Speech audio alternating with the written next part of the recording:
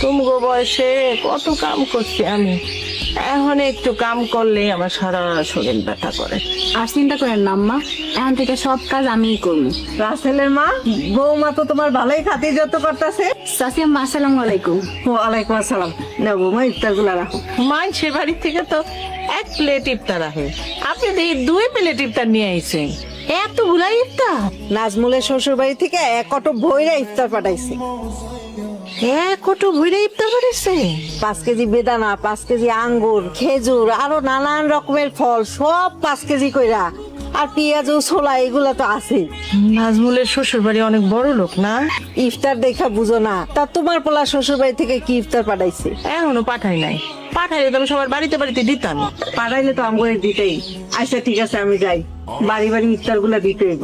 বুঝলা বৌমা, আমগো এই গ্রামের নিয়ম, ওই পোলার শ্বশুর বাড়ি থেকে অনেক ইফতার আইবো, হে ইফতার এই বাড়ি ওই বাড়ি দিতে হইব। তোমার আব্বা কবে ইফতার পাঠাইবে? আমি তো কইতে পারি না। তোমার আব্বারে তাড়াতাড়ি ইফতার পাঠাইতে কো। বিভিন্ন বাড়ি থেকে ইফতার আসা শুরু হয়েছে, আমরা যদি না পাঠাই তাড়াতাড়ি, তাহলে তো আমগো মান সম্মান থাকবো না। এটা তো এই গ্রামের নিয়ম। হ্যালো সালমা, কেমন আছিস মা? আছি মোটামুটি ভালো। তোমরা কেমন আছো আম্মা? আলহামদুলিল্লাহ, আল্লাহ ভালোই রাখছে। আমার শ্বশুর বাড়িতে ইফতার পাঠাইবো কবে? ইফতার? মারে হাতে তো এখন কোনো টাকা পয়সা নাই। এটা কইলে হইব আম্মা? ইফতার না পাঠাইলে শ্বশুর বাড়িতে আমার মুখ থাকবো? তোর আব্বাই বাড়িতে হোক, তোর আব্বাই বাড়িতে আইলে কমুনে।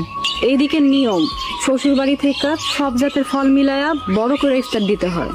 সব জাতের ফল? আপেল, কমলা, মালটা, খেজুর, তারপর আলুর চপ, বেগুনি, পেঁয়াজু সব মিলায় বড় করে ইফতার দিবা। সবকিছু একটু বাড়ায় দিবা, আশেপাশে বাড়িতে ইফতার দিতে হবে। এটাই এই এলাকার নিয়ম। আমার মাথাটা কেমন জানি করতেছে, কেমন রাখি মা? আব্বারে বুঝায় কও, শ্বশুর বাড়িতে ইফতার না পাঠাইলে কিন্তু আমার মান সম্মান থাকবো না। হ্যালো আম্মা। হ্যালো। কিসে কালামা, তুমি এমন করতেছো কে? আলমার ফোন দিছিল, ওই স্যার জামাই বাড়িতে রাখছি, কত দাম লাগবো? কদিন আগে বিয়ে হইলো, কত টাকা পয়সা খরচ হয়ে গেছে, আমার হাতে এখন টাকা নাই।